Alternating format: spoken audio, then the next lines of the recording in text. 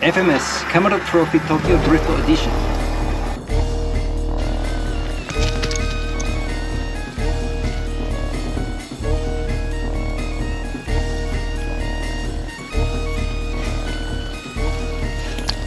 Licensed by Jaguar Land Rover. It's the FCX24m, not the FCX24. Got my box here.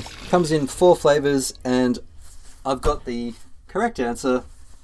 The Range Rover. Why is it correct? Well, it's correct for me. My pop, rest in peace, had a Range Rover, and that was part of my childhood in the 80s, and that thing was just so awesome. Let's take a look at this thing, and I'll have a bit of a chat with you about it, and we'll see how it compares to some of the other cars that we've got here to compare.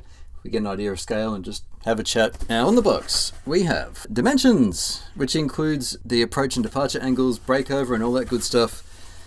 And I didn't pay attention to those because when I was looking to buy the car, I went based on the body. I mean, they're all pretty cool. I think they all look pretty smashing, but I wanted the Rangy for personal reasons, even though this is for work. And I thought, hey, let's have a look at the Rangy. So here it is.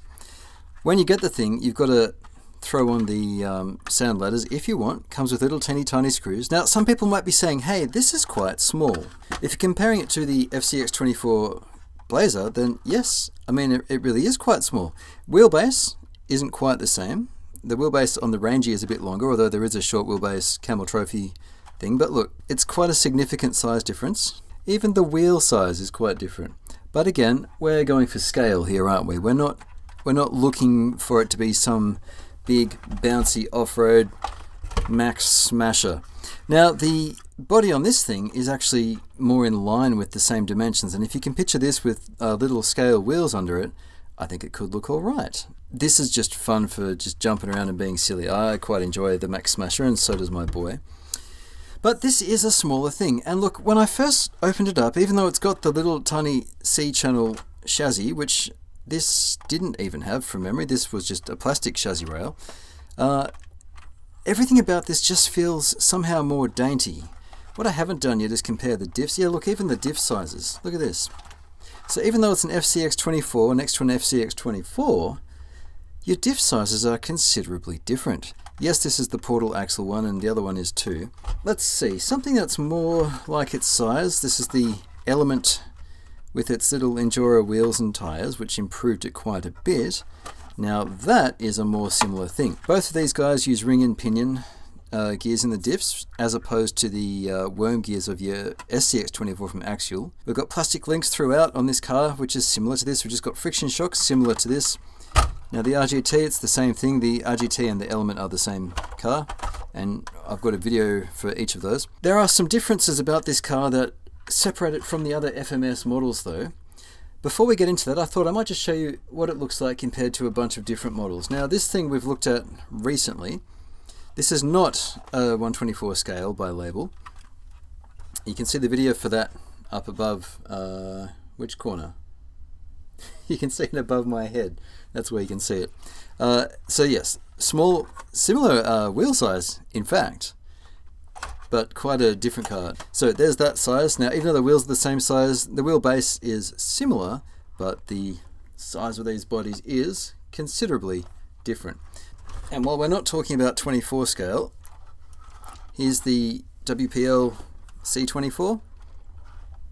Here's a 16 scale job, but it just gives you an idea of relative size, doesn't it?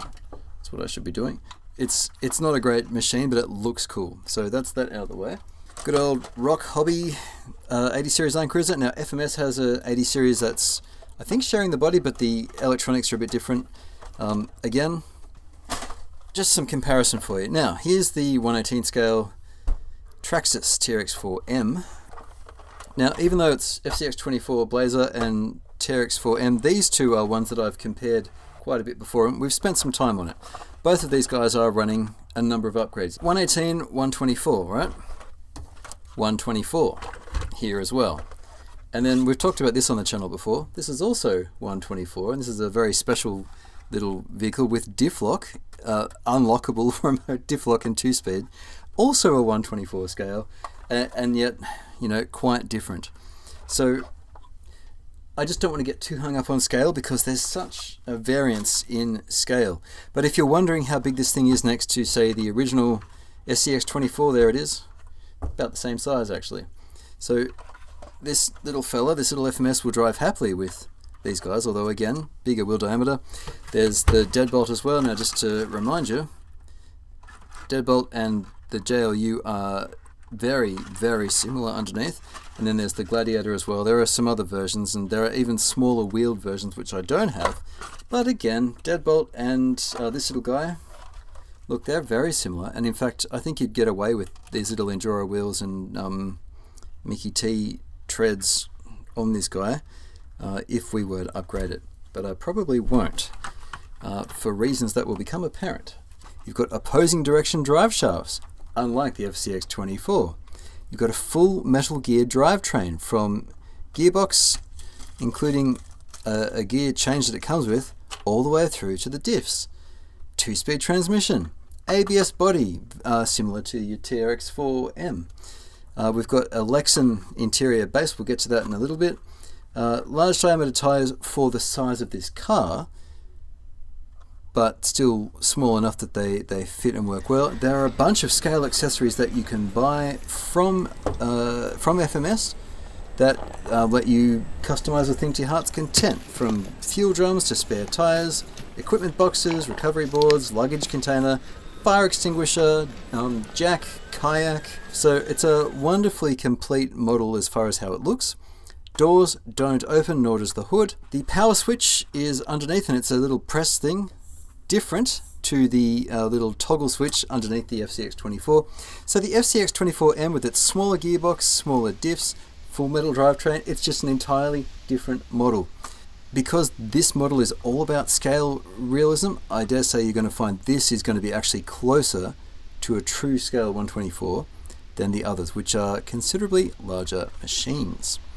So we've got intact lenses, plastic lenses all around. We've got an interestingly bent sticker for the rear window, even though it's straight. This window did actually open on the real car, and these doors, in my memory, feel longer than this. They were quite heavy when they shut, and we even have extra mount points for various attachments, different bumper and whatnot. I like the little tow hitch. I think that's pretty great. I like the little stickers for the different countries that it came with, different license plates if you want. They've used 2 of these on the little comically small wheel covers that are actually probably scale size. These are, and they're oversized relative to the size of the car. Let's not get too caught up in period correctness. At least the Land Rover badging is, I mean, look, it's got the current logo. That's not what it used to look like. It was a different font, and it wasn't in the current style. But even though Land Rover's been through various owners over the years, it's currently licensed by Jaguar because they're the owners of the brand currently. Here's what else you get. Standard charger, standard battery. Couple of spare little 4-ways. They're plastic. These are the things that sit inside your unis. So if they pop out and get lost, I suppose you can replace them. But if they pop out, it might mean that the C on one of the unis is broken. There's no spare for that. Upgrading, if you're doing hard driving with this thing and it's a lot heavier, upgrading to metal is probably a smart thing. I suspect you'll find this will last quite well, just a guess. Had the screws that came with a little tiny screwdriver to attach the sound ladders, a couple of little Allen keys which are useful, box wrench, and you'll be using one of the very small, probably the smallest one I imagine for the wheels. Yep. So it's an all new platform. New way of connecting the body. It's no longer the little pop out tabs. Same electronics, same battery, smaller servos than the FCX24, smaller transmission, same 050 motor, and smaller shocks, smaller axles, smaller diffs, opposing direction drive shafts with similar links, I suppose, but there are 3x2 upper link. So they're the differences. Everything is just smaller in the FCX24M, but it's a full metal drivetrain. My other FCX24s had plastic that needed replacing. Yes, it's still plastic in the shafts, but I challenge you to break these. With the stock motor, you're unlikely to encounter issues. it's the same connectors, including the third channel, which is for your 2-speed transmission. There's just a simple power for LED. Everything happens in the all-in-one receiver ESC light controller, and it's just the bind button, I think, yeah, bind button to cycle through lights on and off. The other thing that's different is this very, very comprehensive manual. It is covering the 4 models, yes, and has exploded parts. Sorry, I'll move this out of the way. It has exploded parts diagrams for each of the models, and that's great.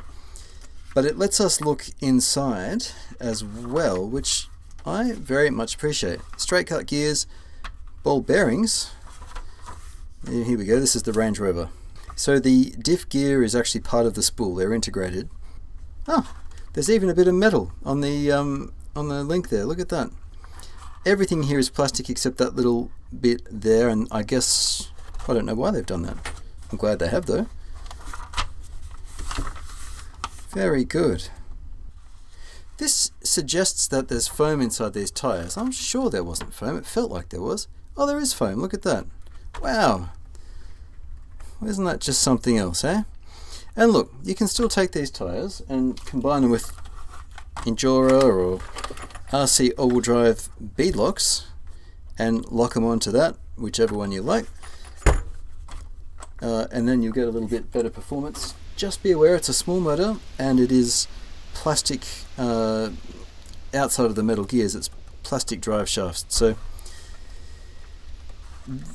if you're looking for the best little crawler as far as performance goes, I'd suggest be looking at probably others. The kind of crawler you're getting here is a little scale machine. It's a lovely scale machine, but you're buying this thing for scale, I'd suggest, not for hardcore adventure crawling, despite the marketing and branding. If you keep this stock though, while its performance won't be stellar, it will be good, and you won't exceed the tolerances of any of the parts underneath. In this case, keeping it stock will see this thing lasting a long time. Go camping with it, take it with you. If you ride a motorbike, you can toss it in a little bag and you won't notice it.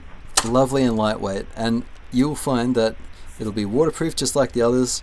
This one's already been through water and I've been cleaning it up as I talk to you. Keep it stock and it'll last a good long time. Upgrade it carefully. Be aware that things break when you add power or mass, or both. So yeah, great manual.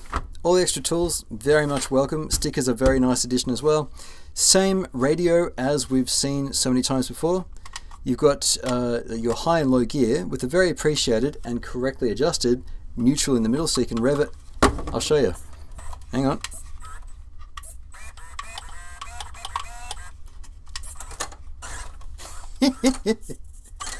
It's a fast little jigger. Now, reverse is lower power than forward. Even on aftermarket stuff like this version 1 Enduro ESC, that's not uncommon. That's because they've cheaped out a little with the MOSFETs inside the system. Version 2 gives you a higher reverse.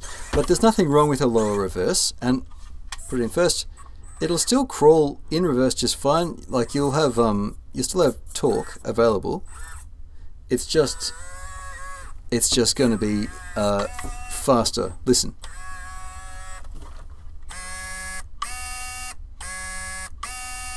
Forward sounds faster because it is.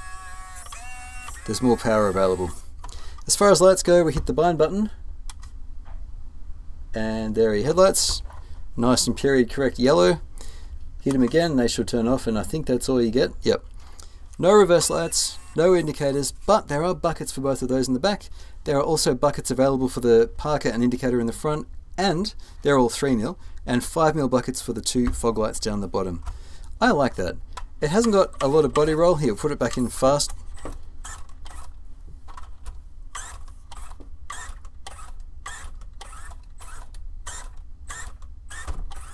That's a very pleasing lack of body roll, and again that's thanks to the opposing direction drive shafts. I like this car. Look how fast that is. How about strength? Back wheels are off the ground, right? Alright. So I said this servo is smaller than the one in the FCX24. It still has the boogie to do the job.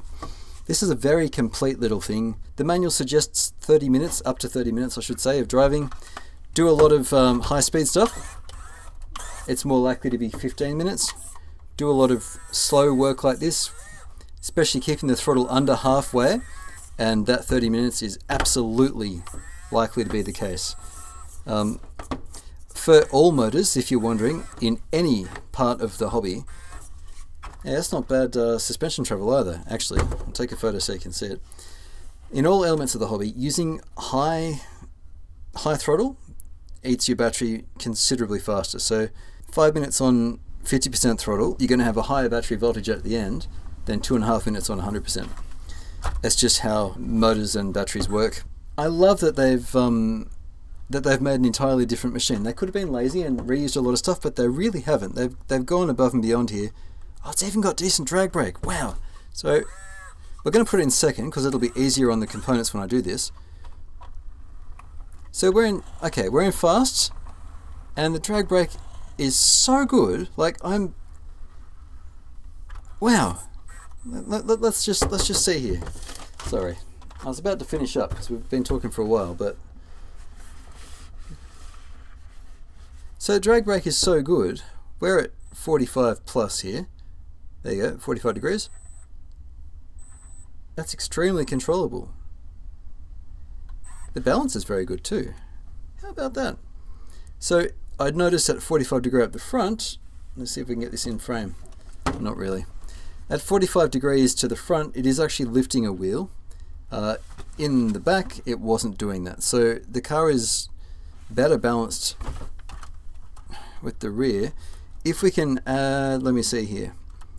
So one thing you might do is add a shade of preload in the rear. Although it doesn't come with any clips, a little tiny one of these guys, right? Put this around the shaft at the top, like that. Do it up and cut off the extra, right? And the spring on the shaft will come up to the bottom of your cable tie, and this is like a little collar to give you some preload. So just do that if you want preload in the rear. I'd suggest just adding one little tiny one, like what I've got here, a 3mm. See if I can show you better here. Just add a 3mm, what's the word? Cable tie above the spring on the top of the shock in the rear, and that might actually help with the lifting the wheel issue. It's a very simple machine. 4 AAAs in the radio, and I mean, especially for the price, this is so much more than I was expecting. Full metal drivetrain, capable, nice tyres. You know, I started this video just talking about having a look at it in a fun little chat and a little bit of a comparison.